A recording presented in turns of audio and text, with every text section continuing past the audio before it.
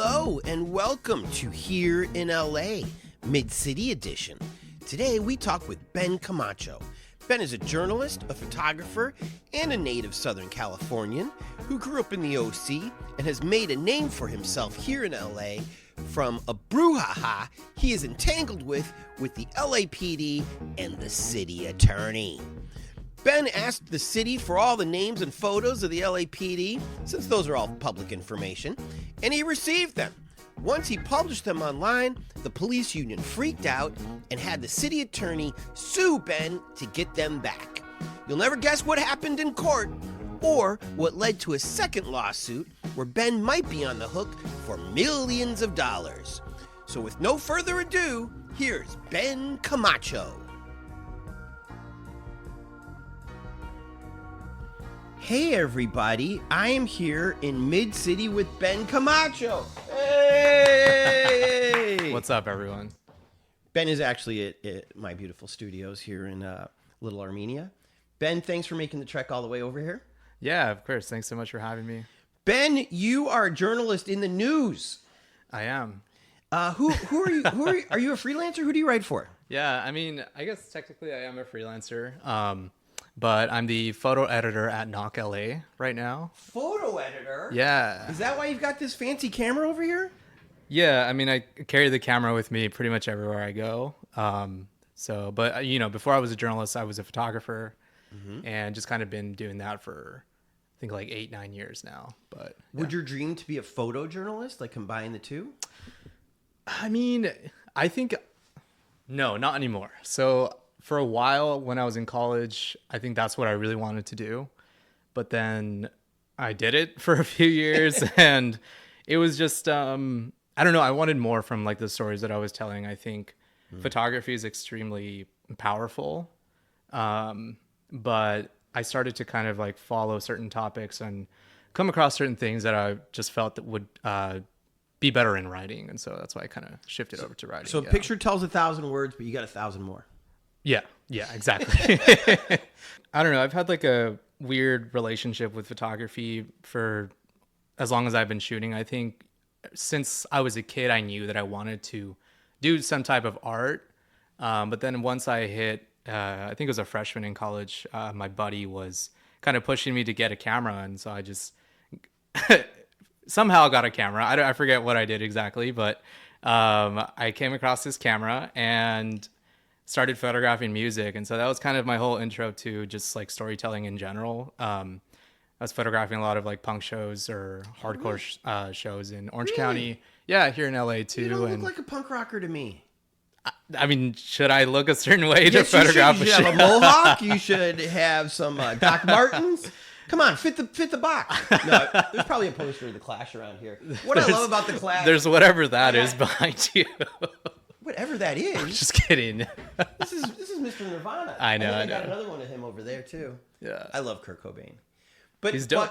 But I think you're making fun of me because real punk doesn't have a uniform. Sure, but also, I mean, for the record, I don't claim to be punk or anything like that. I just love the scene. I love the energy, and I think photographing music and also hip hop too made me realize just like the power in a photo and what it and I guess understanding what it means to be in community, because I'm there to document an artist, to document an audience, to document words and sounds and what they do to people on both sides of the stage, right?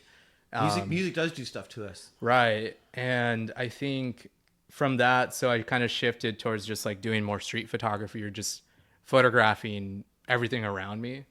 And here I am. So let's rewind a little bit. Sure. You grew up in Santa Ana? Yeah. So Orange County, for those of you who, we have an audience of people who don't live here. Sick. And so I try to help them out. I mean, I can't imagine listening to this and not knowing the differences. But one of the differences of LA County and Orange County is Santa Ana isn't like Mission Viejo. No, it's not. And it's kind of funny. So two things I want to say. I guess like the first one, it's still funny to me nowadays when like I'll meet people out here, right? And they'll be like, oh, like, where are you from? And like, I feel like half the people that I meet nowadays are transplants. meaning like they're not from Southern California in general. Right. Like they're from, I don't know, some random state, Yeah. whatever, right? And so I have to differentiate that I'm not from LA, but that I'm from Orange County. But to them, it's like the same thing. But I'm like, for being a local, it's like, well, no, they're actually very, very different. Yeah. So So how would you say Santa Ana is different from the rest of Orange County? oh man, it's really its own bubble. It's a predominantly Latino neighborhood. Which Or you city, are, right? sorry. Yeah. I'm Mexican. Just straight up, both your parents are Mexican? Yes. Yeah, I'm first generation. Oh, you are? Yeah. Right on. How's your yeah. Spanish? It's great. Well, I ask because a lot of first gen, Yeah. I'll call them kids, feel that their Spanish isn't great. Yeah, I mean, okay, look. I can speak Spanish, I'm fluent, I can write. But when I go to Mexico and I'm with my family, like they'll be like, "Yeah, you sound like a white kid." I'm like, So your accent is yeah, different. yeah, for sure. And They from can like, tell. yeah, I mean, so I got family in El DF, which is Mexico City. So like they have their own accent. They sound like Chilangos. And then What's that? it's just like what they call. Okay, my understanding is what they call people that are from Mexico City. Okay. So locals. Yeah, They sound like locals. Yeah, but then I'll see family in like another state where like they just don't sound anything at all, like the Mexico City accent. So And- Mexico City has its own unique thing Yeah, they did. that is clearly audible for other people within Oh, 100%. the country. And I think it's funny because like I'll go see my family over there and I'll come back and I'll start like hablando así, like just I'll have the accent with me. Yeah. And then I'll like realize, oh, I'm back in the US. Like I don't like no one knows why I sound like that right now. But it's because like they really have this accent over there.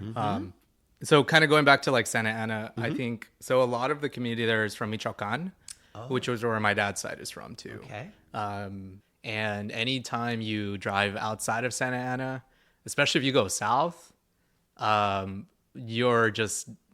it's just vastly different. There's fewer Latinos the further south you go in OC. Yeah, I mean, look, Orange County, what was it that Ronald Reagan once said? It's like Orange County is where good Republicans go retire or something like that. Oh, is that what he said? Yeah, something along those lines. And Wow. I think that kind of He didn't retire down there. He retired in Santa Barbara. good for him.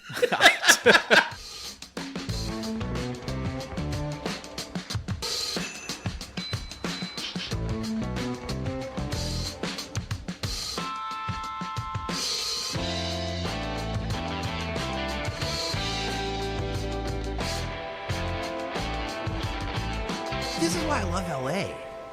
Like how different is Yorba Linda from Santa Ana? Probably Dude, pretty it's different, like, okay, right? look, I'll tell you. There's this neighborhood in Yorba Linda that has a lake inside of it, and people just have like their little docks and their private boats, and people just hang out.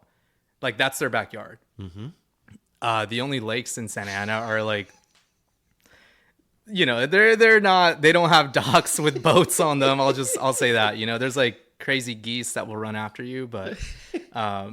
Anyway, I mean, look, Even the geese are gangster. I mean, yeah, there's definitely some gangster geese at Centennial Park. I remember growing up because like I used to have to walk through that park to get home from when I was in high school. And What high school? I went to Segerstrom High School. Shanker. Shanker? What's it called again? Segerstrom. Segerstrom. Segerstrom. Like a last name? Segerstrom? Is there a street Yes. called that there? There's a Segerstrom family. Are they Dutch, do you think? What do you think that is? Is that German? I don't know. They're white. It's European name. Yes. Okay. Fair enough. Yeah, they own a bunch of stuff, and I'm sure they have money in the. They landed there and they're like, fine.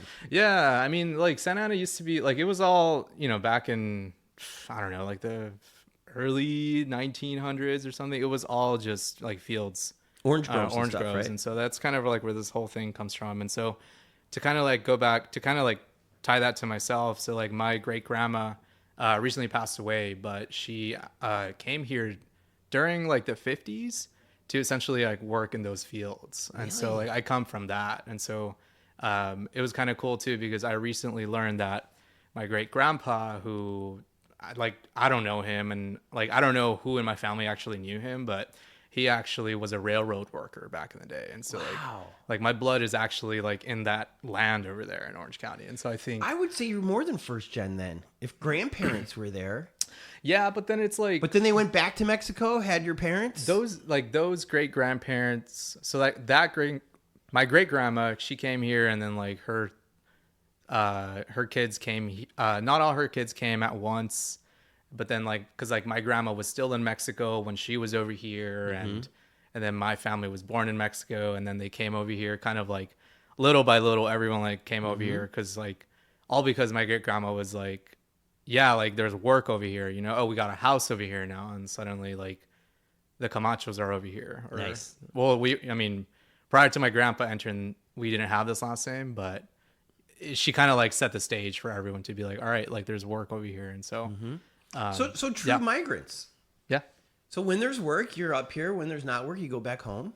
Yeah, just kind of like sending money back, Yeah. or just staying out here and trying to find a way. Which it seems like to me, and I'm definitely no expert, but it seems like from reading, neither am I, but from reading Kate Lithicum in the LA Times, who's I think one of the best Mexican correspondents that any newspaper has had. And now I think she spends most of her time living down there, so she's really telling real stories. But from the migrant stories I've heard from her, these workers come up when it's warm or when there's work, and then they come back down. And it's the traveling back and forth that's more dangerous for them than actually working up here or living down there. And that's really sad, because these are just people just trying to feed their families. I mean, they're not trying to take over the world. They don't want my job. Because my job isn't doing what they do. And people don't want their jobs either, so. But I mean, look, I want to be clear. Like, I have no relation. Like, I can't relate to that on like a very. You've never picked oranges, right? I mean, for fun, because I got an orange tree in front of my building. You do? Yeah. Right on. Yeah.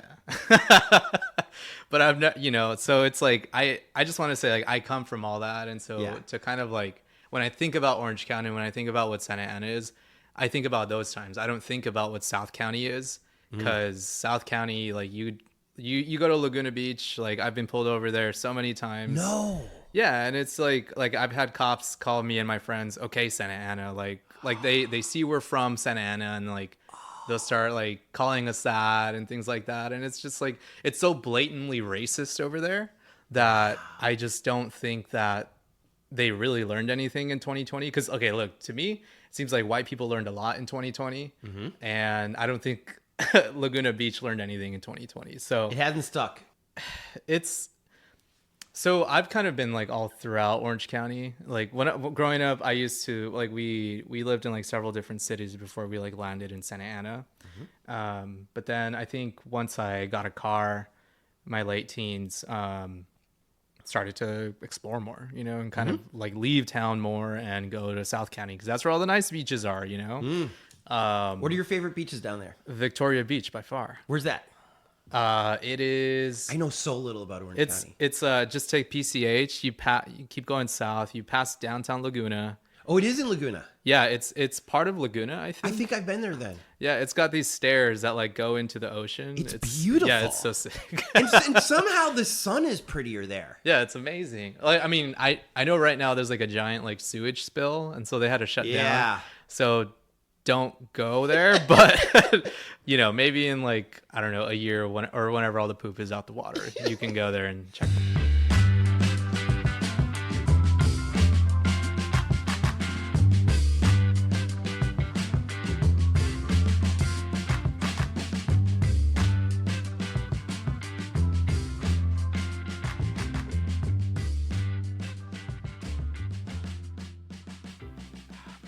Intentionally, you went to a rock show instead of the prom? Did you not have a girlfriend?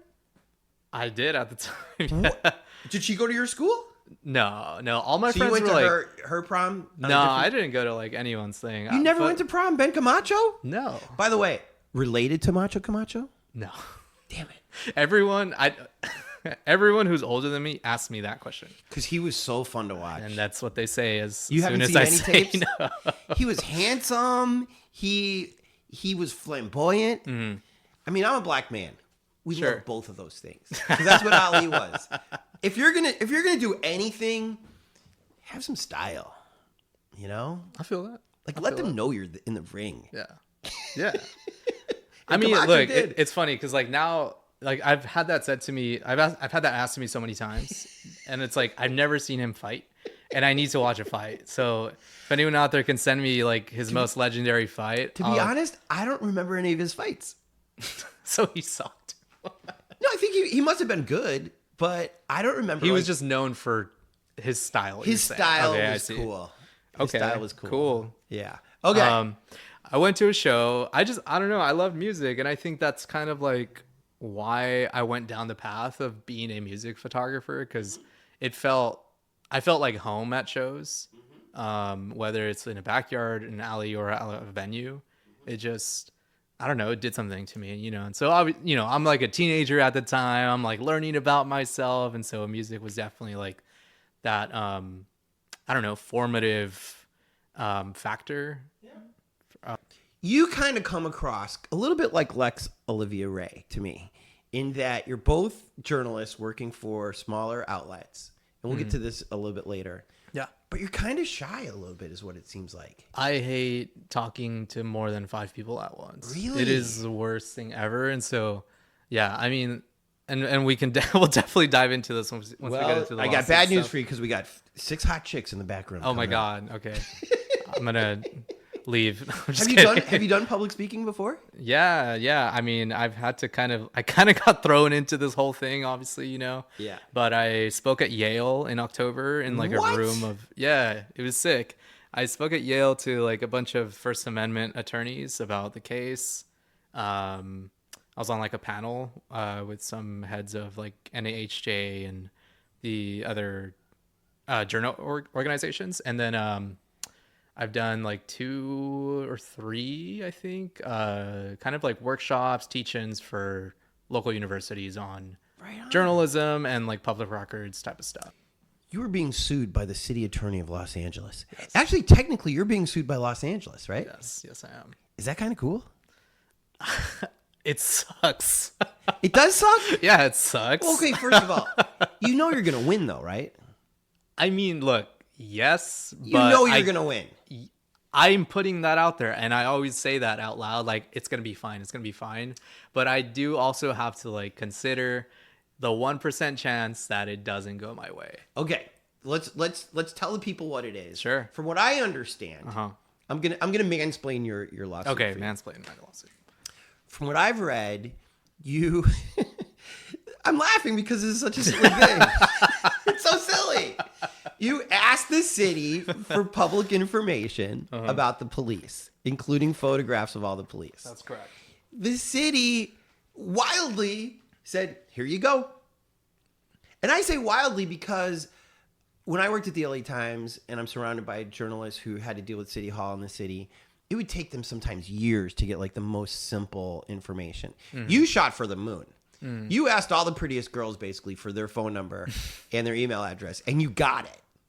You got it on a flash drive. I mean, the photos are pretty ugly if you understood, but you shot for something that I would have said, sure. They're just going to say no to me, or they're going to make me wait 100 years, and it's not going to be of any value. Yeah. So what I understood was you got all of this, and you put it online, and then it spread, and then the police union got upset, made up a bunch of lies, and pressured the city attorney to ask you to give it back, which in the internet, that's kind of like that's impossible. You right. can't do that. This is a rock and roll chord that has already been strummed. It's like a boomer like trying to come to terms with the internet and getting mad and then not like understanding how the world works. So did I describe this properly? Yeah, and I think like to kind of like tie this section to our previous conversation about like photography and just like how it came up, it's like I think I had to go through everything I went through as a photographer, as a photojournalist, and like understand photography and be a visual person in order for me to have thought, oh, I should do a PRA for these photos. Like all of that had to happen in order for my brain to, you know, just be like, let me PRA all this. So because to you, life is words and photos. Yes. And so if we're going to talk about the cops, I need a picture. Yeah, exactly. And we know that the pictures are public record. Yeah. Yeah, I mean, so what's the big deal? It's interesting because like I think prior to LA, I did it in Santa Ana. You requested this in Santa Ana? And I got them before. So like all of LA happens, but prior, like about a year prior, I had done the same thing in Santa Ana, and I did get the photos. There was some like court stuff that happened, but it wasn't a huge deal like LA essentially. Right. So what was your purpose for doing it down there? Yeah, so I mean that ties to like the reporting that I've done about a police gang inside of the Santa Ana Police Department. What? So, there's gangs there too? Yeah, of course. I'm the most ignorant, naive person there is. When I wouldn't say that, but I feel this way. Okay. But I think that's a good place to come from. Sure. Because I learn every day because I'm so stupid. But I have to ask the questions though. So when it came out that there was gangs in the sheriff's department, I was shocked. Yeah. Totally shocked. Yeah. And now you're telling me there's gangs in Santa Ana police force. Is it similar to what the deputies were all about? Like you had to get a tattoo and... Yeah, I mean, they have tattoos. They have like a challenge coin type of thing. I hate those coins. They have their misconduct. They hang out together. The chief is part of it. The chief of police was in the gang too? Well, I mean, not like officially, but he kind of is like the ringleader in a sense because he's aware of misconduct, but he doesn't do anything about it. What kind of misconduct are you talking about? Well, I guess allegedly. Yeah, allegedly. There was a so they're called the MET, MET, Major Enforcement Team. Okay. And in August of 2020, I believe, they were hanging out off duty at a restaurant on Bristol Street, which is like a major street in Santa Ana, called Culichi Town. And they're hanging out there, and I think one or two of them allegedly groped a 15-year-old girl who was at the restaurant as well. The girl's family calls the cops on the off-duty cops, not knowing that they're off-duty cops. So on duty, Santa Ana PD shows up. They start investigating. Off-duty cops who allegedly did the thing were gone by the time the other guys showed up. Family's pretty much telling them, like, yo, this happened. They were saying they're cops. And essentially the on-duty investigating cops basically realized, like, oh, these are, like, we know those guys. And so they ruled the whole thing as, like, no crime had occurred. This family's just drunk. And so... that is known. It's like an open secret within the Santa Ana Police Department called the Culichi Town incident. And so that incident is essentially why I started reporting on the Santa Ana Police Department. So I received some information about it, heard certain people were involved in it. And then there's a fight that happens on May 5th of 2021 in the city of Santa Ana in downtown, where one of those guys, part of the Met, off duty, was involved in a fight with members of the public. And this fight was witnessed by many people. It was video and stuff like that. And I saw some of this video and I saw this guy and I'm like, I think this is the same guy from, the Met. And I tried to essentially get his name from the city, and they're like, we're not going to give you this name. And so I just kind of thought, well, I have his video. Let me just get a photo of him and then I'll be able to ID him myself. And so I put that first PRA for the cop photos of Santa Ana. The police union's like, wait, no, don't do that. But then my lawyer's like, no, we're going to do this. And then the cop union drops it. Really? Photos get released. I can ID this guy. And then several months later, I write the story about the Santa Ana police gang. Ben Camacho. That's journalism. It was honestly insane. That's real journalism, right? Yeah, it was crazy. Like that, the first info I got of that was apparently stuffed into someone's mailbox. And it was just like incident number and like a date or something. And like, that's what I started with. And kind of having to piece together the incident through multiple PRAs, having to, like, the city lied about having records. Lied how? That they didn't have these? They told this other person looking into the incident that they didn't have any records because they had passed the amount of time that they like the retention period that the city had. But then once I started asking, and then we sued them, they were like, "Oh yeah, we have these records," and so like they try to cover it up. Like it's a classic cover up, and like Right. the police chief, there's emails where he's like, look, like he's aware of these PRAs coming in, and he's signing the denial letters saying we don't have these, we don't have these don't exist or things like that. But Yeah. it's like because those are his boys, Right. and so yeah, I don't know. Anyway, I wrote. But his boys are groping 15-year-olds and getting drunk Yeah. in town. Yeah. Like do that in Hollywood. Yeah, and then one recently got a DUI, and then like course. later that year, and then earlier that same year, another one like totaled his truck out in Victorville, and like these. Anyway, so yeah, You have lawyers? I do. God bless lawyers. Seriously, they have saved. Shout out to Susan Seeger from UCI, Colleen Flynn, and Dan Stormer, because they're Okay. the ones holding it down against. How the did city. you know to reach out to those lawyers? So Did they teach you that in Laverne? Hell no.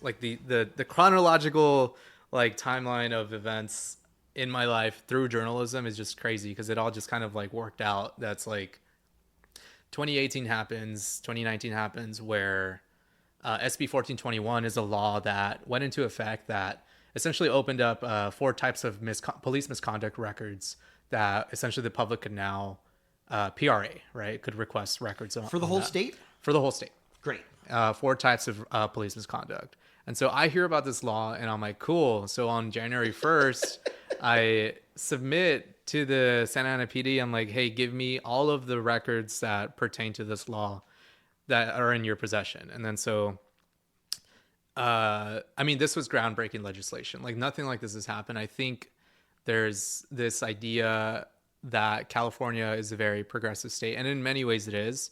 But where we are very far behind is the amount of secrecy that we allow or that we give, or sorry, that the police have lobbied for over the years and have gained. And so SB 1421 kind of gives us a window to look into what's going on inside.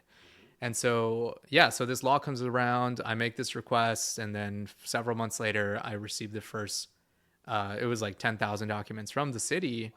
Police shootings, uses of force, things like that. Like to this day, I haven't even gone through all of them because it's just there's so many. Do they give Yeah. it to you in paper form, electronically? Electronically, it was Great. Actually, back then they did a CD. I had to go into the police department, and basically take a CD from them and stuff like that. But I was working with a community organization at the time to kind of get these records. And they had already heard about the UCI clinic that was helping people with California public records requests. And so I think that was around the first time that we reached out to them. And I think that was the first time that I had like talked to Susan Seeger. And so she knew me from like the Santa Ana PRA stuff. And then fast forward a year later when I'm hearing about this Caliche Town incident, and I think, well, if they're stonewalling me trying to get these records, let me just contact UCI and see if they can help out. And so that's kind of, oh, wait, I'm sorry. Hold on. I reached out to First Amendment Coalition, and they connected me to Kelly Aviles from Open Government Law.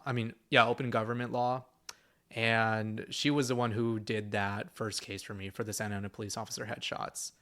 But I had already talked to Susan Seeger by that time. Come around to LA, and I'm looking into a couple different things. For the Caliche Town records themselves and a couple other records, I did have Susan Seeger to essentially sue the city for me on those. Mm-hmm. So there was like just one, honestly, it's such a mess. Like just one lawsuit after another that didn't need to happen to get these public records because they should have been public to begin with, right? Yeah. Do the cops ever get in trouble for first lying and saying we don't have these records? Can they just, I guess, say not guilty? I didn't know that they were behind that stove or whatever.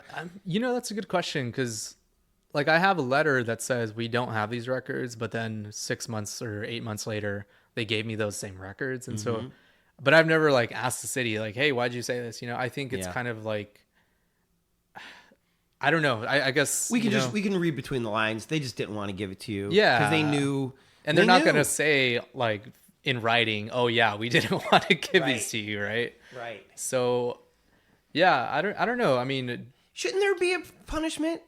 Because it seems like it's lying to me.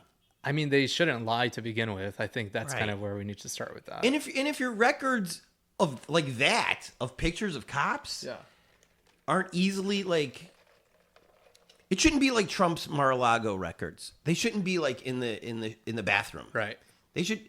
I mean, cops have plenty of money. Like I assume even in Santa Ana. Yeah. They're fully funded. Yeah. So they probably have like perfectly organized rooms of records. I would assume. I mean, hopefully. Because Lord knows if they wanted to get your ass, they would find that record real fast. Right. Yeah. Okay. But, So let's fast forward now to this case. So I didn't know that. So you were warmed up. You were ready to go. That was kind of your spring training. Now you're in the big leagues of LA. Yeah. And you're like, let me shoot for the moon on this one. Yeah. And I think it's tied to somebody else that you interviewed here. Film the Police LA, because I was watching his. Really? Yeah. I was watching his cop watch videos, and he's great, isn't he? Yeah, I mean, he does like work that so few people are doing, and so. And he knows the laws, so he's not just like he can bitching. Just run in circles around them. Really, it's like the other day he was yelling at people. He's like, wait a second, you're SP3 for Hollywood. What are you doing in Northeast? And the guy's like, connects the dots like that. Yeah, it's great. But yeah, I was watching his stuff, and I'm like, why are these cops like? He'll ask, "What's your badge number?" Or he'll try to get their face or something, and they'll very obviously either deny, like they'll hide their badge, or they'll turn around, they'll refuse to identify. And me coming off like the Santa Ana stuff, I'm like, well, I just did it over there. Let me just do the same request here, because I'm seeing this pattern of these cops don't want to be filmed, and so. So there I go. I submit this request, I think in like October of 21. And yeah, it's just chain of events from there. When did you finally get it? Oh, man. So October it's submitted, and then January of 22, the LAPD says, we're not going to give this to you because they're essentially saying there are so many of these photos and we have to digitize them, which is, to me, that sounds like they're on film. And so they're saying we have to digitize them, and to do so would be such a like burdensome task that we are not going to do this. And I read that response, and I'm just like, you're telling me you have $3 billion and you have some film allegedly in the room that you can't digitize, something that they do at like Sammy's Camera or like a local shop every single day. Hey, give Tony Pierce 10 grand. I'll digitize it for you. And so it's like, it's either that situation or they're just straight up lying. Right. Like, and so I sued them. It was like, so that was January 22. Under what term? Just that they're using a bogus exemption that the Public Records Act doesn't apply. Like the way they tried to invoke it just was because if this was 1970, what's the difference? Yeah, maybe then I'd be then give me prints. Right. Give me a photo album. Yeah. Give me 1,000 photo albums. Right? Yeah, exactly. Like just because we're in digital times doesn't get you off the hook. Right. Or because you're lazy. Because isn't that just lazy? To be honest, that's what it came off as. I'm like, you're telling me you don't want to do this? Like, I'm a photographer. Like, I have digitized film before, and you have $3 billion.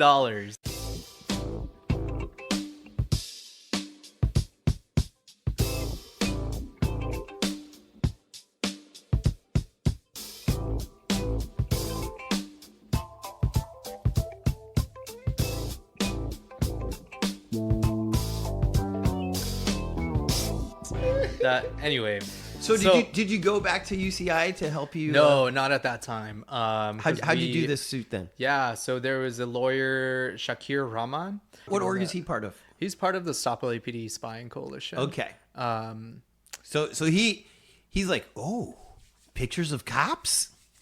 Well, right up my alley. I approached him as like, hey, like, I know you're a lawyer. Can you help out with this? Yes. You know? And so he essentially was like, yeah, let's take this case on. And so perfect. And when you say that, they do it pro bono. Pro bono. Yeah.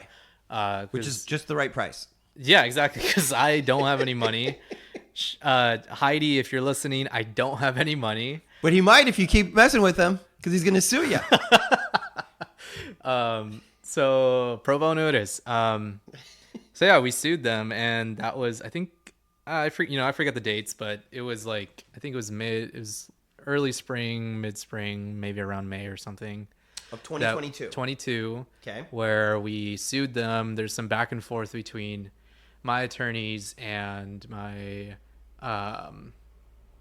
and the city attorney. Sorry, I'm blanking because there was another attorney, Colleen Flynn, who's one of my current attorneys, who was also on that case. Okay, shout out. Yeah, Colleen has been amazing, and so they both take on that case. There's like back and forth between them and the city, and towards September, like around September, we're hearing that like, okay, cool, they're gonna settle this case, they're gonna release these photos. But they can't figure out how to send me, 30 megabytes, not gigabytes, megabytes. Yes. Are these pictures like two? I don't know. They're like, we'll get them on this one. Each photo is like kilobyte. I should have brought the hard. We'll just give them thumbnails. Flash drive. Yeah, and so they're all JPEG. So, but the thing is, like, the city, in all of its glory, can't find out how to send me like 30 megabytes of data. Can't you put 30 megabytes in a Google Drive? I don't know. That's just I'm just telling you what they said. You mentioned the boomers. They don't know how to work with PDFs either. Right. And so But they never send each other big docs? I have no idea. Like, and I think I do want to highlight, like, I was never part of those conversations because, like, as a client, like, my attorneys are the ones talking to the city. Right. I never talk to the city for anything. Which is great. Right. And then on September 16th, I get a call basically saying, like, from my attorney saying, like, okay, the city is ready to give you everything. Go to City Hall and pick everything up. So I drive over to City Hall. I'd be afraid there's spyware now on that thumb drive. Dude, I was like tripping out. I was like, I'm about to plug this into my laptop. Like, it's going to blow up. It's going to like shoot something out of my screen. I don't know. When you picked it up at City Hall, were you nervous that something was going to go down? Honestly, it was super weird because I was like, sorry, I'm going to go back a little bit. Okay. So I get this call basically saying, like, go to City Hall, go pick them up. Mm-hmm. And I remember pulling up to, what is it called? City Hall, like the East Annex or something? Like, it's where the city attorney's office is. It's not in the main building. So the building to the right. The bridge. Yeah. Top. Yeah. So that one, I'm in front of there. Mm-hmm. And I'm in my car. And some guy comes out of the office and he's got like a yellow manila envelope and he's like, Ben Camacho?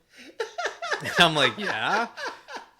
And he's like, here you go. And I'm like, thanks. He walks away and immediately I just open the envelope. It's the flash drive that I bought. Mm-hmm. It's a paper roster because part of my request was the roster for LAPD. For what period of time? The current roster? Yeah, I just said the most up-to-date roster. Okay. Is a paper roster. It was like 90 pages long. Mm-hmm. And because they don't know how to digitize shit. Yeah. And yeah, I don't know. Like, I didn't ask for a paper copy, but anyway. And there's a letter from the city attorney, right? And the city attorney letter says, it says, this concludes this is like to satisfy our settlement, blah, blah, blah. We have redacted undercover officers from this release. We'll get into that in a second. And I'm like, dope, cool. I'm gonna go home. And so I go home and I call my attorneys. I'm like, hey, like, it looks like everything's here. I'm gonna look at the photos and like make sure we have all the names and all the, like, it matches up with the amount of names and the amount of files in the flash drive, etc. Mm-hmm. Right. And my computer took forever to open the little flash drive because they just dropped over 9,000 photos into like the parent folder, like into the there's no folder. Like you plug the hard drive in and it has to load 9,000 files for you to be able to start navigating. Were these big photos? I mean, yeah. I don't know what you mean by big. Like they're kilobytes, tiny. They're tiny files. All right. But they're good enough. They're good enough. Yeah, they're good. Like if you wanted to print them out at Walgreens, they're nice and sharp. You can see them on watchthewatchers.net if you're curious. Watchthewatchers.net. Yeah, is where these photos ended up. Yeah. Fine. So Stop LAPD Spine hears about this, and me being no gatekeeper of a public record. Why would you be? Right. And so I'm just kind of like, okay, yeah, sure, here. And so, what was that? I mean, so that was like September, and then give the photos, and I put them up on a OneDrive. I saved them in several different locations. Tweeted out the OneDrive, and I remember I got nervous because I was like, oh my god, like maybe I shouldn't put this out. And so I remember deleting that in this like weird like paranoia that I had at the time. Yeah. And so yeah, I mean that was like the end of 22. So what were you nervous about? Well, first of all, it's public records. Yeah, that's the reason she gave them to you. What was the negative part of your mind saying? That this was going to change things. How so? That nobody, to my knowledge, has ever done a request like this, has ever released this type of data. Did it change things down in Santa Ana? It sure freaked out the cops because I later on did like PRAs for like emails about this request and stuff, and people were complaining to the union. People were saying like we're in danger, and like people were complaining to the chief and all this and that, you know. And so, has there been a history of cops being in danger because their pictures are out there? I don't think so. I mean, did any of those cops in Santa Ana get in danger? No, everyone's fine. Of course, everyone's fine.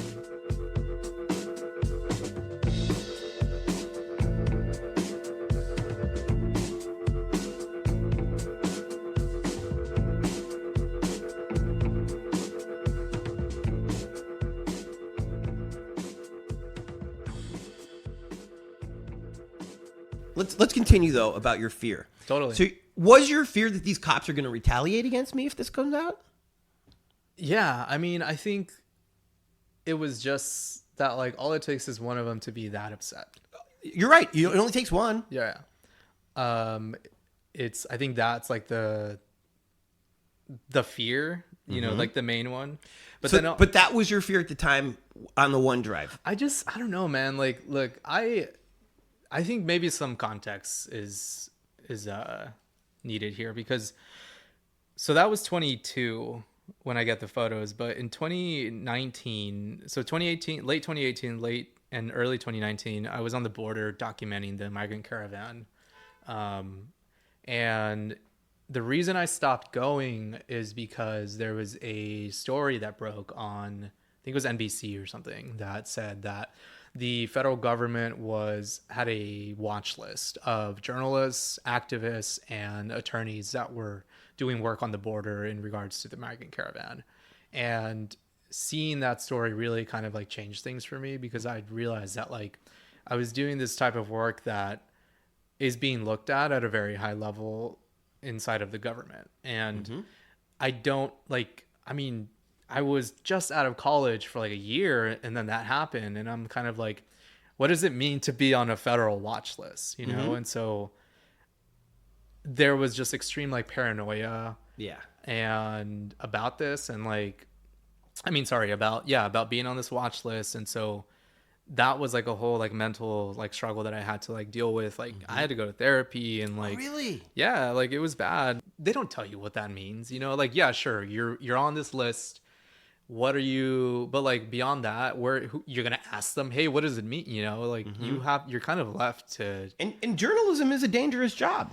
Yeah. Especially like along the border. Like there's so many sketchy things that were happening. Plus, and like you look like a Mexican. You do. I wonder why. But I'm saying you got the goatee, you got the hat. Like, to a racist, you don't look like an American to them. I'm using air quotes. Right. You know what I'm saying? Yeah. So, like, it's dangerous down there for you. Yeah, it was super sketchy. I remember, like, the day that we got tear gassed, we went back to this, like... Who tear gassed you? The federal government. Our government? Yeah. Yeah, that's the whole thing. November 25th, 2018, if y'all are curious. Yeah, I mean, that day, I remember coming back to this space that we were kind of like collecting at afterwards, and there was this really weird guy. He was asking a lot of weird questions. He said he worked for the US government, but said not as like a police, but just as an employee, and like just like a really weird vibes. And I think, and so a lot of weird things happened that day. At the border.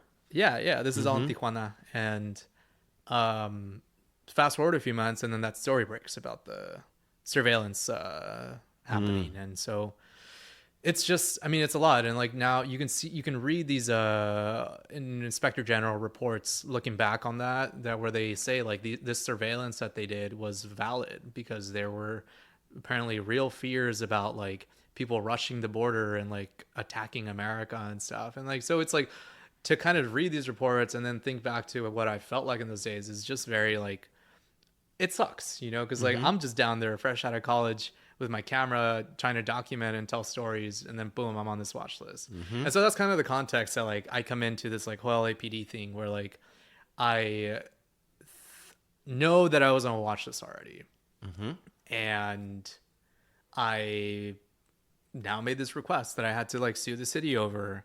And I think knowing that like LAPD is such a large, like they gave me 9,310 photos. I think there were like a couple repeats, but like that's 9,000 people, right? Yeah. And so I don't know, this like fear just kind of like grew inside me. And so Understandable. yeah. And so like fast forward to March, the Watch the Watchers website drops. The police union loses its mind. I think the president the police union president got on. What's that guy's name? I don't know. I know he's like the stepbrother of Stone Cold Steve Austin. No. Yes. I love Stone Cold Steve Austin. Yeah, it's kind of Don't funny. you? It's kind of funny. Yeah, I mean, I remember him from my childhood. Yeah. Let me ask you this. Sure. So when the cops say we have to expunge some of the undercover cops, that's when people like William from Film the Police were saying there's not really undercover cops. There's some plainclothes cops. So which is it? Are there undercover cops with the LAPD right now? I mean, I wouldn't know. I'm not an LAPD officer. What I can tell you is that in the release that they gave me, here's the thing. It's weird because it's like I never really found out whether or not there are undercover officers in there. But I do know that in the class action lawsuit that several hundred officers filed, which is the new lawsuit that I'm getting sued in now, there's this thing called a 650. It's like a designation, and supposedly those officers are included in the release. But I have also heard that like there aren't undercover officers, and Chief Moore on record said that like operations were not really affected by this release. And so, I mean, to me, that's an indication that there weren't undercover officers at all. So Exhibit A of your defense is going to be the chief of police saying nothing happened. Yeah, and that that's been cited in the court case and stuff. But like this is all like all that stuff is from last year, right? So like when the news broke of the website, and then police lose their like the police union association, I should say, loses its mind, and they get on TV. They start classifying this as a breach, as a security breach, as a data leak. There's like one news station, I think, News Nation, that calls it a data leak. Is News Nation, is that Fox? I don't know. Or is that WGN when they rebranded? I have no idea, but News Nation. We'll look it up. Yeah. And then so News Nation falsely. Yeah, they called it a data leak. I think Fox also called it a data leak or security breach. And well, we know Fox isn't news. Yeah, but it's Right, that's true. But also at the same time, it's kind of like it's so interesting to me, like kind of watching all of this unfold, right? Because Yeah. I knew, obviously I'm the source of the photos. I see this website come out, and I'm like, dope. That's such a dope project, and it's like, Watch the Watchers. yeah. And so and I think framed as like a counter surveillance tool is such a powerful statement. Why do you think it's so dope? Because, well, like the framing, like the counter surveillance aspect of it, I think the fact that we can now hold a mirror up to these people is such a powerful thing. Because, like, I don't know if you've ever used the website, but when you go on it, it's just kind of, it says like watch the Watchers, and then it's got a search bar.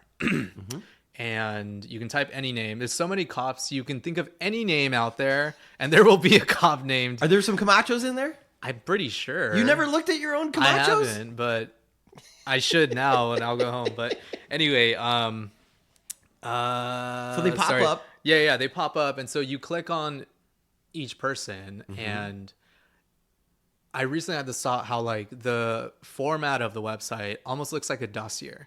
The same type that they create on activists, the same type that They do? the same type that they create. So when you're on a list, it looks like this list. Yeah, and it looks like the same format that of the surveillance list that I was put on back in 2019. And I think that like when police see themselves in that aspect, they can start to understand what they're doing to people. That surveillance isn't just watching people. Surveillance is anti-freedom, because surveillance is done with the intention of criminalization. And the implication. Right. You're implying that these are bad people. Right. And so when they see their face on there, they're like, of course I'm bad. It's a mirror. And I think like once it's like these people have existed in this organization with the lights off for so long. Yeah. And we suddenly were able to turn the lights on instantly. Yeah. And who knows, in a couple of years, they can add data to this. So, like, let's say a cop does get a DUI. I would put that into their dossier. yeah, I mean, Or beats his wife, or becomes a Proud Boy and gets thrown in jail. Like, what a better place to put all that information. right. Yeah. I mean, I don't know what like Stop LAPD Spine wants to do, like what type of data they want to add to it. But I do know that they did take the city to court to add height and weight information for each officer. If I'm not mistaken, I think they won that case. And so I would assume they're going to update the website with that. So now we can like see the height and weight of these people. And so I think, I don't know. I think I want to see astrology sign on there too. Listen, Commander, I realize you're a Gemini, but right. because I'll tell you what, Yeah. because some of the information on there I don't think is important. Because some of the information is like how much health benefits they've gotten, and it's like that seems like so unnecessary. Yeah, I don't know. I mean, I think about that, and I said that like 4 times. It's like that's public funds. I know. I think just on that like bottom level, like we need to know how much officers are making in total, right? In total, and like Right. how that money is divided. Overtime, I think, is a fascinating stat on there. Yeah, I mean, especially in like a city like LA that's got protests all the time, you know.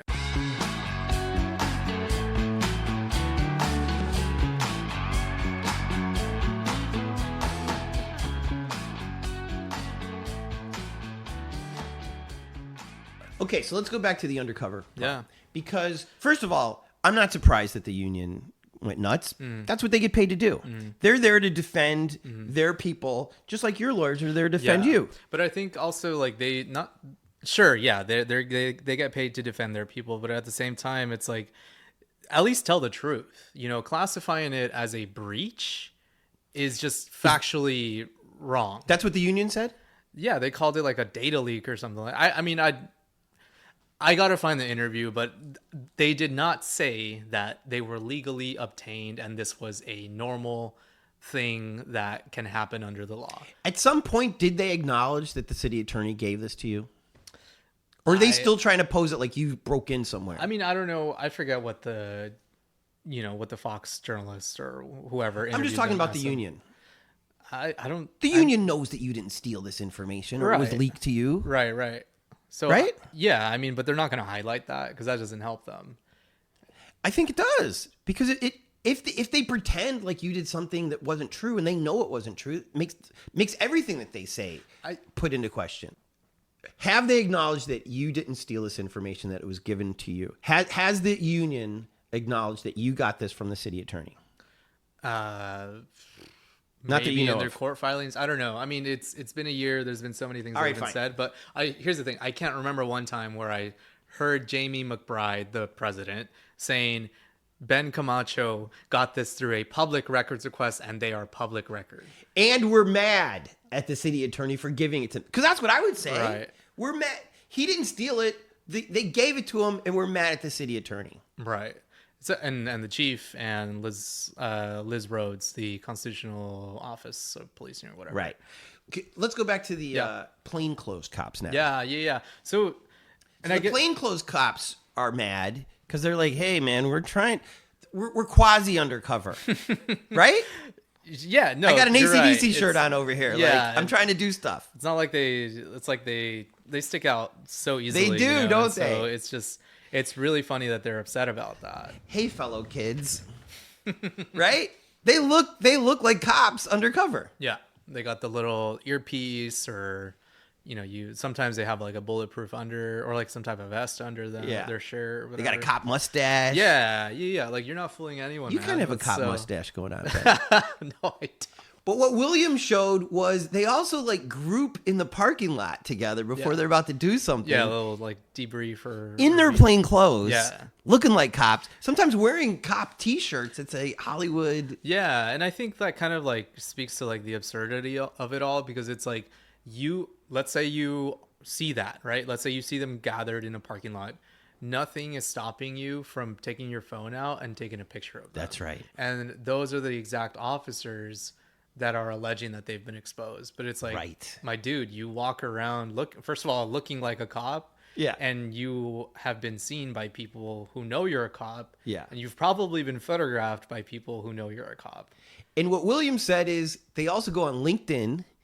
Yes. And say that they're cops. Yes. They go on IMDb because their biggest joy ever would be to be a cop on like Law and Order or something. Yeah. For like 2 seconds. That's the SIS unit. Oh, okay. So you're aware of this. Yeah. That was a really funny thing.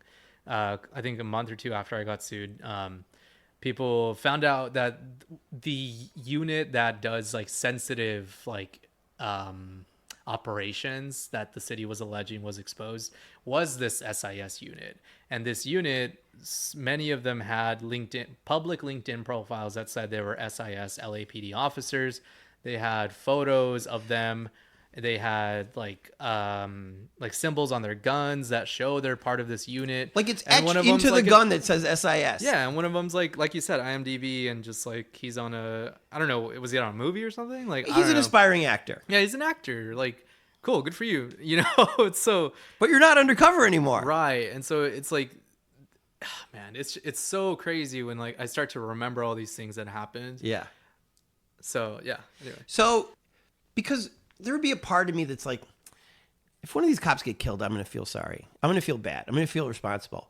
But when this got released, it's like, no, these aspiring actors have revealed themselves already, constantly.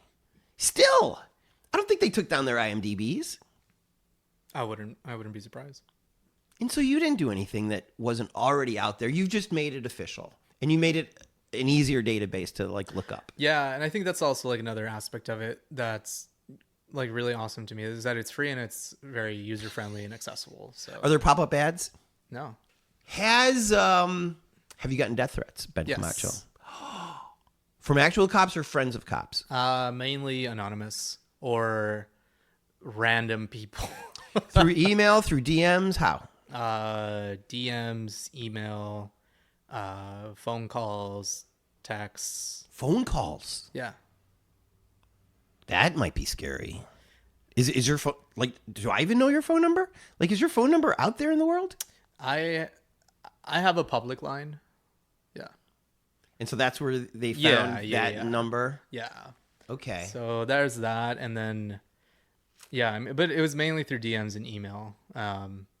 Like, I think the weirdest one was like, so this was last year, because I recently got one again from this new lawsuit. But there's some guy from Bakersfield sent me like an emoji of a clock. Oh. Yeah. And I looked up his name and stuff, and it matches the name of a Bakersfield police officer. But, you know, you don't know for sure, but I'm just going to put that there. You know for sure? I'm not going to say that, but like, it's just. If this was Who Wants to Be a Millionaire and these are four guesses? Well, yeah, you're going to guess that one. Right. I would too. Interesting. But it's what like. Does that guy care?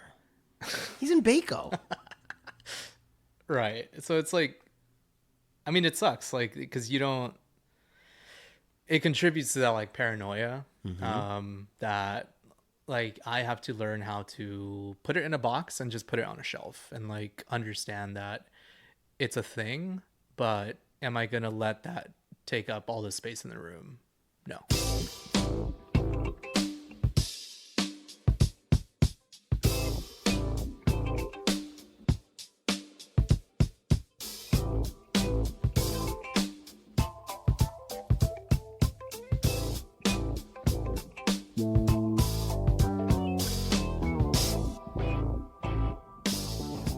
Why keep going? For all the reasons that the city has sued me for, because I think that first lawsuit was validation that shows me that the type of work that I'm meant to take on is going to push back on on this, I don't know, like police narrative that exists, that police are here to protect us, that police are our friends, you know, things that we get taught when we're like we're kids and we see the DARE program or things like that. And but then you start to grow up, and you grow up as a person of color, you grow up in a working class community, and you start to understand the relationship between the police and the community is definitely not what they're trying to tell you it is. And so that's the reason. To me, I think like being an investigative journalist just means that you're pulling at this thread that you know is there, and you know there's something there, and what's on the other side, it's like government secrets that like they don't want to be out there. So you mentioned there's 2 lawsuits. Yes. The first one was when Heidi sued you to get the information back, even though it's been on these websites. Like it's you called it accurately. It's a boomer request. Yeah. Like you can't unring this bell. Right. It's out there. Yeah. But performatively, she wants to show the cops. Yeah. I'm on your side, even though she shouldn't be on anybody's side other than, first of all, the First Amendment, right? I mean, she's a lawyer. Yeah. So of all the laws, the First Amendment is kind of an important law. So she should be on the side of the law. But she should also be on the side of the city, not a portion of the city, the cops, but the entire city. Yeah. And wouldn't you say that it's in the best interest of the city to have public information available to the public? Yes, 100%. Public records are for the public. I've been saying that since the lawsuit. And I might even, because I'm an upbeat black man, say, I'm pissed that I even had to go through this to get this public information up. It should have been up. Yeah, I shouldn't have had to sue them to get photos that theoretically, if every cop lined up, I could just take a photo of each one and get the same thing, right? But it's like they have this data and they want to pretend that it shouldn't be out there. But I mean, that's not reality. So the first lawsuit was her trying to sue you to get it back. Yeah. And from what I remember, you won that one, right? No, we actually lost that case. Excuse me? Yeah. So what? A judge said, yeah, you need to give that thumb drive back? I can definitely walk and the papers? Were she suing for that too, the roster? Everything, all the data. Give it back. It was the photos, but yeah. Who was this judge, Ben Camacho? You don't remember? Beckloff, I think. Beckloff? Beckloff, Beckloff. This is a Superior Court judge in LA? Yes. Yes. Were you shocked by this? I'm shocked. Yeah, I mean, it was insane. Like, look, here's I'm gonna get a little technical because I think the details are extremely important, and they're what I've been trying to highlight these past few days. So essentially what happened is that, so, I get sued, we file an anti-SLAPP. And for those who don't know, an anti-SLAPP is essentially a motion in court that you're calling out the lawsuit against you as bogus. It's frivolous, it has no merit, and it should be tossed out. And so when we got to the hearing, so we there was 3 rounds of court. The first one was to establish whether or not the data that was given to me was property of the city or not. We won that case. Why? Because the city actually provided 0 evidence in court that there were actually any undercover officers included in the release. Nice. The second hearing was, I think, actually, I forget what it is exactly, but so the second hearing we win again. Mm-hmm. And then the last hearing is the anti-SLAPP hearing. Mm-hmm. And that's basically where we had the chance to, okay, like, if we win this is done, right? And so we get to that hearing, and my side argues, LAPD spine argues, the city argues, and we don't get told the decision right away. But I can tell very quickly that the judge is looking at the situation in a very narrow scope. Mm-hmm. And so ultimately what happened is that the judge issued an opinion, which is like the ruling, right? That he completely ignored the First Amendment and made the situation look like it's just a breach of contract. And so what I mean is that the judge said that back when I sued the city to get the photos, in the settlement, we agreed that undercover photos would be redacted from this release. Mm-hmm. I agreed to that by not objecting to that. Mm-hmm. Because there are allegedly undercover officers in the release, and I accepted those photos, I broke that contract. I broke that settlement agreement. Mm-hmm. And for that reason, this can continue forward with the clawback. I see. And so he doesn't talk about the First Amendment. He doesn't talk about freedom of the press, freedom of speech, mm-hmm. because the website itself is a form of speech. Mm-hmm. He just ruled it as a contract issue. Mm-hmm. So I'm gonna reiterate that Heidi only won because the judge ignored the First Amendment. The city only won because the city and the cops only won because the judge ignored the law and ignored the fact that the city never said these people are undercover. Mm-hmm. Because if she had said that to you, hey, redact these, you'd have been cool with that, right? Well, you agreed to it. We could have.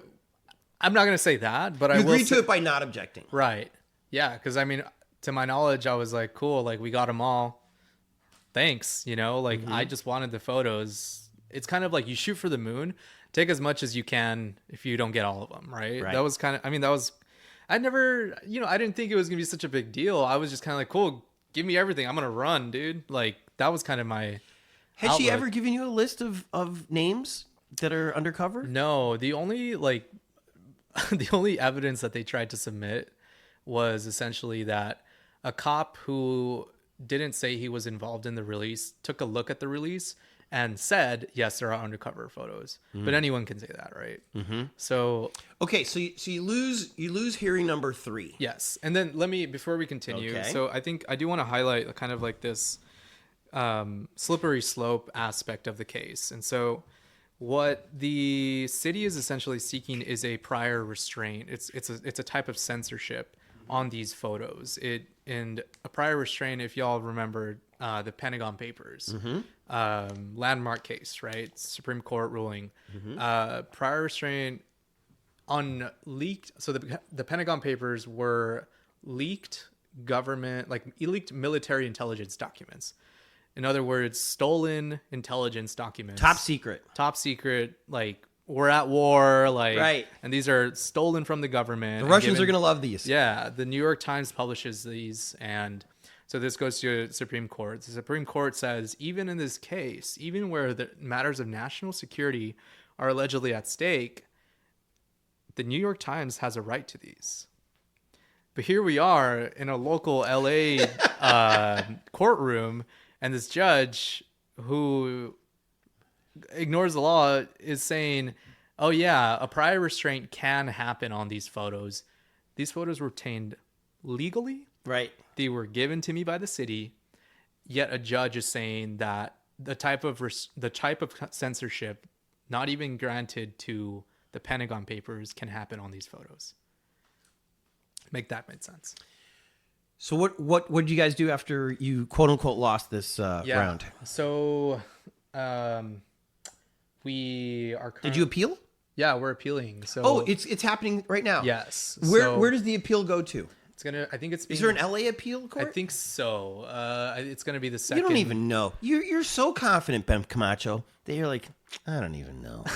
Who cares? Send it straight to Clarence Thomas. We're gonna win this bad boy. I mean, that's another Supreme Court is a whole different thing But I feel like you might be better at a higher court because this guy is a bozo. Yeah. Well, Judge who again? Beckloff. Beckloff. Yeah. Do we have a watch the watchers for these judges? I don't think so. Yeah. How much health benefits is he getting? I don't know. He's a city employee, right? True? He's a county employee. Same diff, right? Public info. Or elected. I don't know how that works. All right, fine. Beckloff. I'm not voting for Beckloff. He was a retired judge. He came in to sub for our normal judge. What? Yeah. So they brought in a retired judge to weigh on this case. You can come in off the bench? Yeah. And it was really weird because after the court hearing, we were all in the hallway and he comes out and he just looks at me and he's like, I need a sandwich, and walks away. And I was like, what the fuck? He thought you were DoorDash? No, I'm saying he was hangry. Oh. So like the homie is sitting on the bench hangry. We're in here arguing the future of like public records. Right. And this dude is thinking about a sandwich. So wow. I don't know. Just want to I didn't know you there. could substitute retired because that doesn't seem right. I have no idea. Because there's no, like, his ass isn't on the line. Yeah. He could do anything in there. Yeah, I mean, maybe that's grounds for appeal right there. So we are appealing, and it's going to be heard in the second district or whatever, second district court of appeals. So it is a higher court. Good. Stop LAPD Spine already filed their appellate brief. It's nice. You can find it on their website. I think it's a really good. When do you think that's gonna start taking place? The appeal. I mean, to my knowledge, probably the end of the year. Okay. Something like that. It's gonna be a minute, and so. But you don't care because this information's out there now. It's still out there. The info's out there, but I think the thing is, like, the implications of it is what's dangerous. Let's say things don't go my way again. This means that the government can claw back information that is a public record. From anybody. From anyone. Even if they obtained it legally. But see, that's why I don't think the appeal... I mean... They know this is a dangerous thing. I am with you on the same page, but like I said in the beginning, I feel like a part of me just has to, like, keep the 1% like in mind. You know? I understand. And so that's why, like, I won't stop talking about this case. But this is why Trump didn't get what he wanted. He wanted immunity. Okay. And people were like, well, what happens if he gets it? And I was like, well, then Obama has it. If ex-presidents can do whatever, right. They don't want the half-black man to have immunity. It's never going to happen. And so people were like, but what if it does? I go, it's far more dangerous to do this un-American thing that you're imagining than to support the cops or Trump. Like, both of those groups are going to be fine at the end of the day. No, I get that. And I think that, like... Speaking of, they're coming to get us.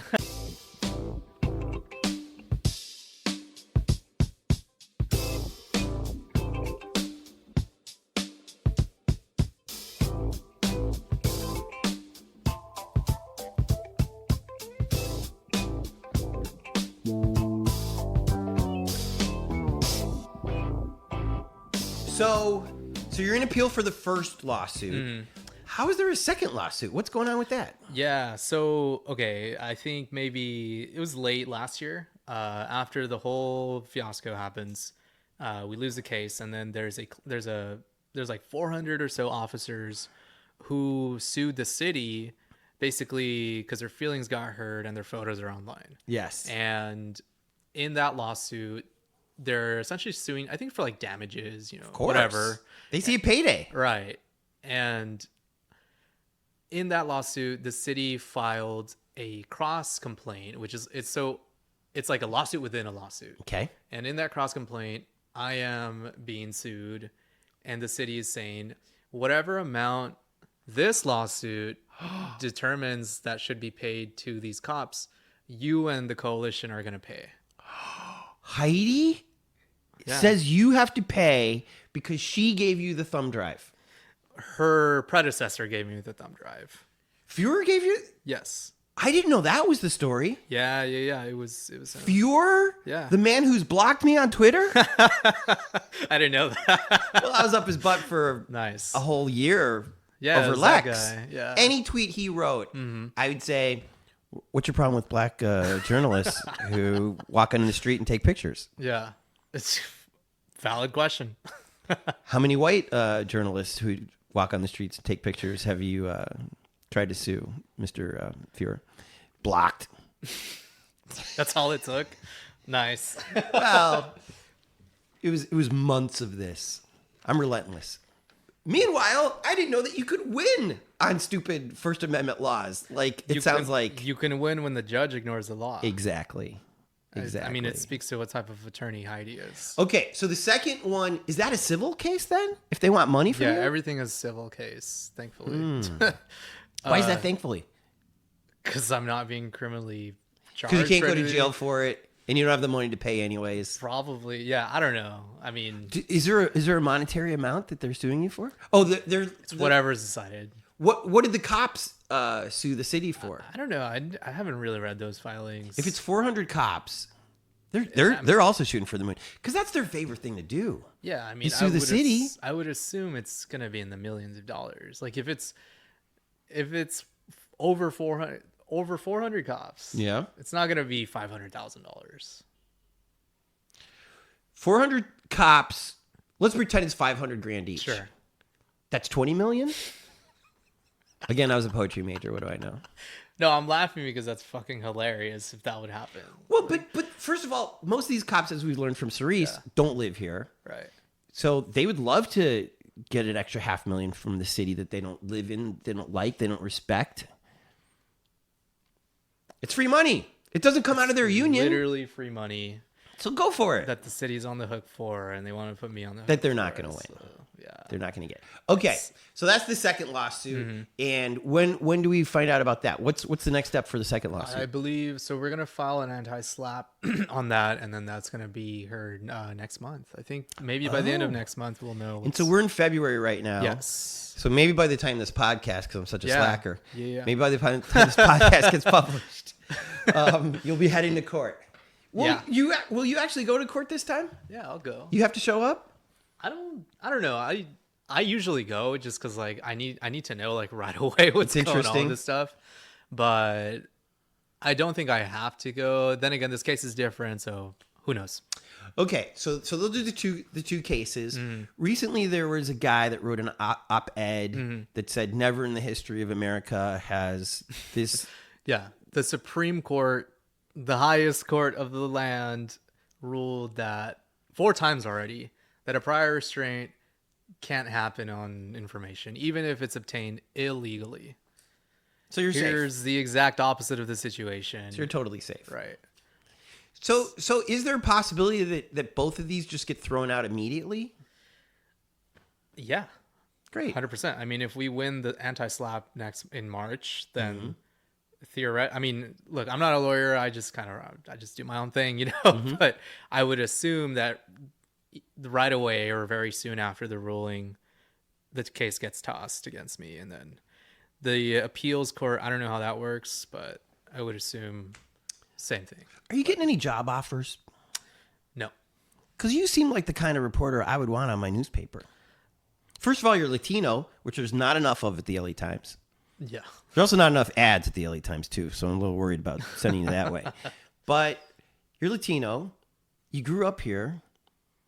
You've done things that even the LA Times haven't done. They don't have a database. And by the way, why haven't they turned those photos into a searchable database? You think they're worried? I don't know. They can't be worried. They know. I know that they cited the roster in one of their stories. So Do you remember which one? Which reporter? it was a story about the No, is it Labor or? yeah, it was Labor. It was him? And it was one other. It was a co-authored article about I see.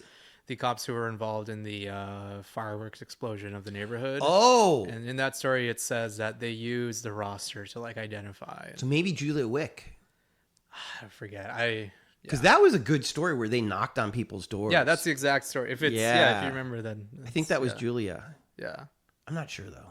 Yeah, but it's like I think to me that speaks to like the power of like knowing who works at the city, you know. So So they linked to Watch the Watchers. they link to the roster. I don't know. LA Times, just put it on your own database. You know this is kosher. Like, not only is it kosher, it's public information. Yeah, I mean, for some time, like after, I don't think they've ever published a headshot that was released. So I'll say that. I mean, look, I don't know. I don't talk to I think them you're like right. this. It's like I think you're right. I don't think they have. I haven't seen one. Because the ones I've seen, I've only seen on Twitter. Yeah. The only publication that I've seen publish the headshots is The Intercept. They do Intercept was not Assange, Snowden. Snowden. Yeah. Right. Yeah, they did like this really cool collage of the photographs. Oh, did and- they? Yeah, and their headline. Knock hasn't published any of these pictures? Well, we haven't written anything about it, like really, But except like statements. They don't use your pictures? Or those pictures? I don't think we've had an LAPD story in a minute. So, but I mean, they're there. They're accessible. I'm gonna use them in a documentary once this is all over and stuff. So, You're making a doc about all this? that's where, yeah, that was kind of like another reason why I made the request. Well, I didn't. Sorry, I didn't. I'm making a documentary about a police shooting that I've been investigating since 2020. But so that's also kind of where the request came out. I mean, what we're talking about, I think, is pretty damn fascinating. Especially because you lost one of them. Because that's wild. Yeah, it's insane. Back to storytelling. Sure. In storytelling, you want the hero to have a surprise loss. Right? Yeah. Yeah, I mean, And you had a surprise loss. Yeah, it was From a hangry judge. It was crazy. That's such a great detail, by I know. the way.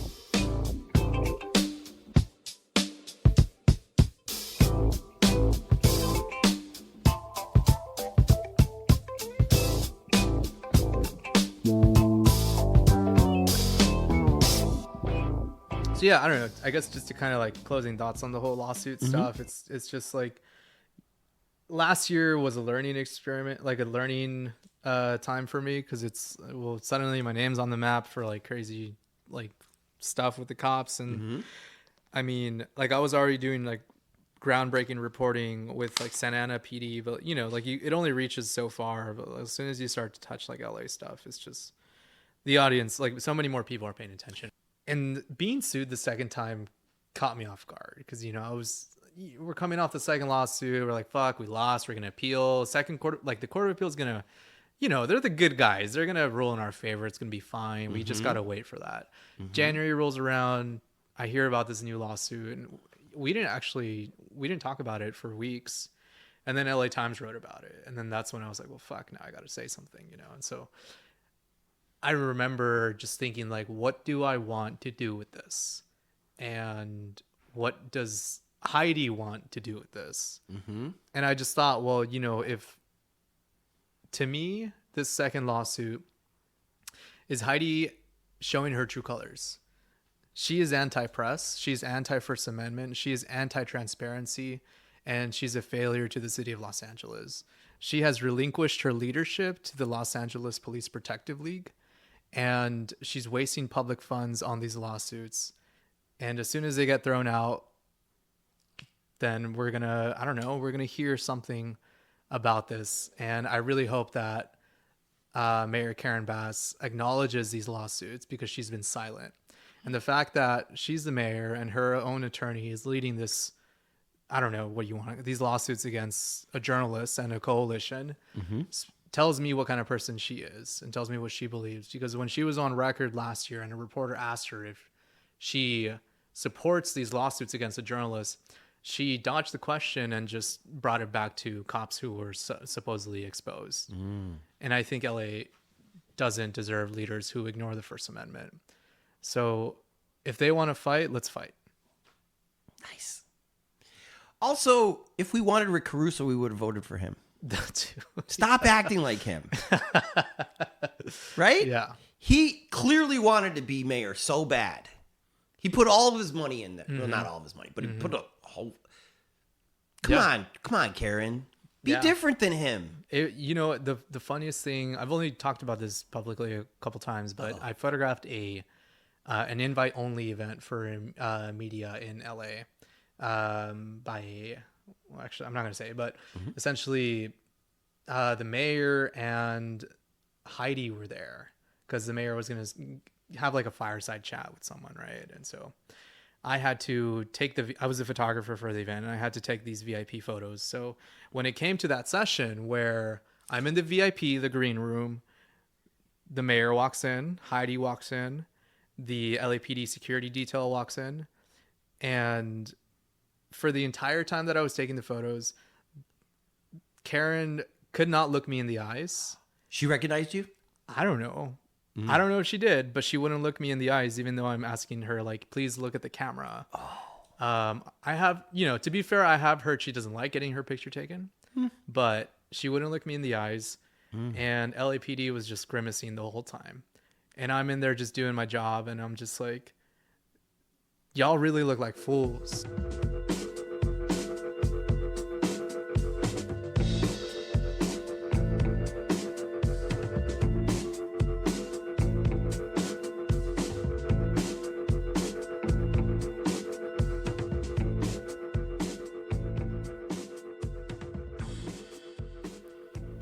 Mid-City. When I say Mid-City, what do you think of? I think of the street that I used to live on. Which is what? Allendale. And Allendale. Is that with an E or an A? With an E. That's why it sounds Allendale. They pronounce it Ellen? Alandele. Allendale. What was the cross street? Was it Wilshire? Olympic. Oh, you were up there. Up there. Hold on. So near the Olympic Medical Center? Yeah. Like the building with the black windows? Yeah. Yeah. I could see that from my window. That's my dentist. Midway Hospital's across the street. Yeah. So you were close to the Pioneer Chicken. You're vegan. Yeah, I'm How vegan. would you know about Pioneer Chicken? Is it the one next to Q Steam Kitchen? Oh, I don't know about that. Is that a good? Is that a dry cleaner called Cali Green Cleaners? There's a Dunkin' Donuts there now. Yes. Okay, so we know what we're talking about. Yeah. It's like a 6-way. It's like a it's the effed worst up fucking intersection ever, dude. And then Hunan Chinese food, which is I never went there. smart. Okay. And then super close to Little Ethiopia. Yes, I did go there. Vegans appreciate Ethiopian food. Yeah. So much of it is vegan. I'm so glad to hear that. Yeah. Do you want to talk about Little Ethiopia for a second? Sure. I mean, I don't know too much of it. Okay. For what you know. Okay. I think it's fantastic because to me, that's what a neighborhood is. I think a neighborhood is perfectly fine if it's just one street. And that's a very unique street. Yeah, like you could walk there and it's just, I don't know, to me it feels cozy. Yep. You can walk into any store and just like talk to anyone in there, and it's, I don't know, something about it just feels cozy. That's the only word that comes to mind. Do you have a favorite Ethiopian restaurant over there? I forgot the name of it, but it's the one that says like vegan and available or something on like a banner outside. Yes. Yeah. It's also fun to eat with your hands, isn't it? Yeah. I forget I don't even know what it is. It's not naan. Yeah, but it's like similar, It's like spongy. Spongy. So. And it's also fun to eat with your friends. Yeah, and because they give you such a big portion. Yeah. I don't think I've ever eaten Ethiopian food alone. Same. Because you want to gather around this like big round platter. They just set it down and they're just like, here's your feast. So being vegan in Mid-City, I don't think is hard. Do you think it's hard? Honestly, yeah. It is hard? Yeah. It was just like, I don't know. It was, the closest place that I had, it was called Q Steam Kitchen. It was like a steam kitchen. I think it was Vietnamese. I forget, but they had these buns. They were like filled with spinach, and it was like really fucking good. But that was kind of it. Aside, like, unless I went further to Little Ethiopia, but then I have to cross that 6-way intersection. Oh God! And it's like I try to avoid that. Like, I don't know. I'm very like pedestrian. Like, I wouldn't even know how to walk across that thing. I don't think I ever did. Are you a public transportation person? I love the metro. Did you use it there? No, because public trans sucks over there. It does suck over there. Yeah. I'm on the metro all the time now, but like so it was just, it's not good. Not good over there. I know they got like the new, what's it called? The new Wilshire station that's going up now. Yes. Wilshire and La Brea. Yeah, haven't checked it out, but that sounds promising. It's open? I don't know.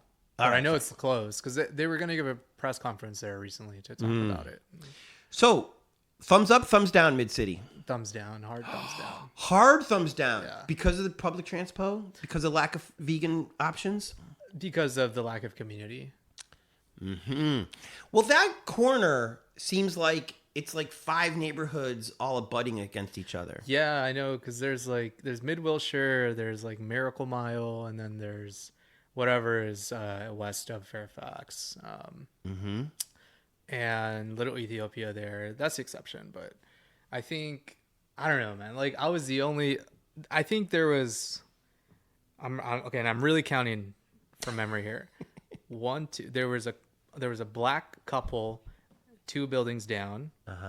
And then there was one brown dude at the top of the block.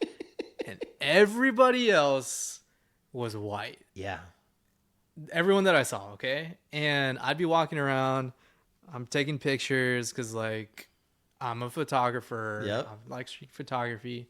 And I would see and this never failed. Like, there would always be one person that would, like, look. I could see them, like, looking at me through the window. And, like, the vibe was just, like, what is this? Who's this person? Why are they taking pictures? And just very, like, that, like, white fear that kind of, like, led to like white flight, in history. And so it's just like I feel that from this place. And so I would walk around a lot and I'm just like, what the fuck goes on here? Like, you guys, everyone's into like production. It's right. Like, yeah. And it's like cool. Yeah. Do your thing. Like, I don't really care about that, but everybody is in it. Everybody is just like, it's so hard to relate. Especially in that neighborhood. Yes. Like all my neighbors, I think my neighbor was like, the first time I met him, he said, yeah, I'm working on a movie. And I'm like, okay, dope. And everyone in my building, same thing. And one time my neighbors they were younger than me, and like they had a party, and everyone they invited, I could hear them in the backyard. The entire night was just like, they were all aspiring actors. And I'm like, dope, cool. Like, I fuck with your art, but like, I don't want to hear about this all night. So that was just, it's a different world. I'm not at all into like that world. Excuse me. So being in that environment and lack of community and just lack of places that are walkable, because Olympic is not walkable. Nope. Just made me just very annoyed at the city. Yeah. So, yeah. Well, and the fear of photos is one reason I'm so glad that there's the iPhone camera now, because I used to have a real camera like yours, but I look like, I don't know, a perv if I'm taking pictures of people, or a spy, or a fed. Like, those are the negative thoughts going through my head. Like, why are these people? I was in front of Paramount one day with a camera and just taking a picture of the sign that says Paramount. And Ted Danson in his Land Rover is coming out, and he like hid his face like he's coming out of like a whorehouse. And I'm like, Ted Danson, first of all, not taking a picture of you. Like, second of all, you're coming out from a studio, right? A world famous studio filled with cameras. Yeah. And suddenly you're camera shy. So when you're out there in the world, do Yeah. those voices come to your head? Like, I shouldn't take pictures of these people, or what if they get mad at me? I'm very conscious of like when I take the picture, and if it's like if I can tell right away that this person is not cool with a photo, then like I'm not gonna take that photo. I think I don't know. I approach photography from I always think about like ethics of like when to shoot and stuff, and so yeah. I mean, the answer to your question is I'm just keep others in mind, really. Well, Ben Camacho, you're always welcome in my neighborhood. Thank you. You're welcome on this couch. You can, if you need to take a leak, you can take a leak. I literally take my hat off to you for what you're doing. I'm sorry that this is. I'm sorry that these officials who know better won't do better, because they do know better. They know this is. They know the First Amendment's a thing. They know you didn't do anything wrong. You asked and they gave. Right? Yeah. And they also saw what you did in Santa Ana, I'm sure. And nothing bad happened there. No. Did they have in Santa Ana any undercover plainclothes people on their roster? They redacted them. Before they gave them to you? Yeah. They were professional. Yeah. Wild. Yeah. But here we are. Okay. But yeah, I mean, let's give some shout outs real quick. right on. Tell me your lawyers' names again. Susan Seeger from UCI Press Freedom Clinic, Colleen Flynn, and Dan Stormer. Colleen and Dan are helping you right now? They're on the first case, and we're all kind of just like still working on the second case, still figuring out what's going to happen with the second case. You're putting together your dream team for the second one. Yes, and they are the dream team, I will say, because Dan is crazy. But I'm Colleen saying, OJ had like 10 people.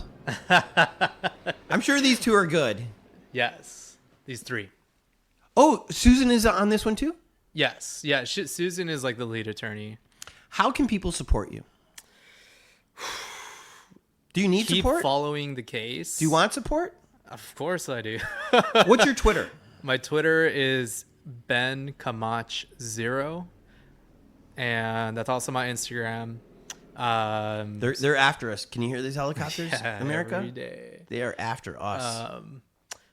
Check out my Ben work. Camacho 0. Yeah, Because there was a lot of Ben Camachos in the world. yeah. You're not a 0, by the way. Or do you like 0?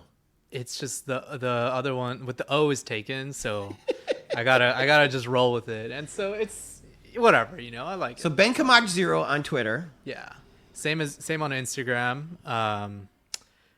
Support Knock LA. Okay. Pitch to Knock LA. Pitch? Yeah. What do you mean? So I'm the photo editor there. I'd love to meet like new photographers and publish a photo essay with people. So if you're an aspiring photographer, and you've got some cool punk rock pictures of the Smell or something inside the Smell, have you been there? I have been there. It's been a long time. Did it live up to its name in the alley? Yeah. Yeah. Yeah. It's the real deal, right? It is the fucking Smell. So if you're saying if you have a great photo essay idea, can they email you? Do you have a public email? Yeah, just bencamachophotography@gmail.com. Okay. I'm super easy to find online. Today actually I nuked my entire website, and it only has a contact page, because I'm doing some rebranding and stuff. Okay. So but I want to keep my contact page up because I know shit's happening. Yeah. And people need to get a hold of me. So you can find me on there real easy. You can type my name, but most importantly, just follow the story. Support a free press, and yeah, hit me up if y'all need anything. Are you a religious man at all? Nah. Well, those of us who are going to pray for you. Jesus, please take care of Ben. We need more of him around. You're 29 years old? I am. We need you, man. Thank you so much for what you're doing. Thank you so much, Tony. This is really dope. I'm glad to hear it. How great was Ben? You know who we'd enjoy Ethiopian food with? Our Patreons. When you stoke us, you're saying, Tony, money is the root of all evil. Have some. So shout out to our Patreons.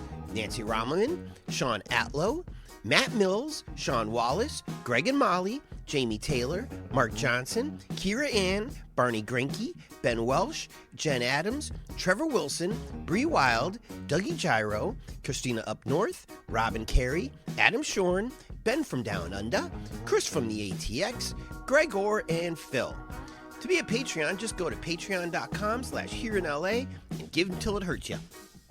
Want to support us, but you don't even know what day it is, quite frankly? You can still help. Post your favorite episode on your Facebook. Start with this one. Tweet this link on your Twitter or on your Threadsers or on your live journal, for all I care, on your Pinterest. But tell your friends. Tell them how Here in LA is spelled, and then it's on Apple Podcasts and Google and even the YouTubes. Here in LA is produced by myself, Tony Pierce. Music supervision by Jordan Katz. Songs by Orgone and Jordan Katz. Sorry, Siri. Special thanks to Cindy for creating the logo, Jen for inspiring this, and brave reporters everywhere, fighting City Hall, haters, and their own demons to do what's best for the people. Thank you, Patriots.